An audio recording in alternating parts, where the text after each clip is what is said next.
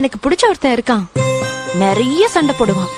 ஆனா 10வது நிமிஷமே வந்து சாரி சொல்லுவான். எது சொன்னாலும் முடியாதும்பா. ஆனா கடைசியில எனக்காக எல்லாத்தையும் விட்டு கொடுப்பான். ரொம்ப கோவப்படுவான். ஆனா அவனை விட அதிகமா நான் கோவப்பட்டா அமைதியா இருப்பான். அவனோட மட்டும்தான் நானா இருந்திருக்கேன். அவன் பெர்ஃபெக்ட் இல்ல, பயங்கரமா சொதப்புவான்.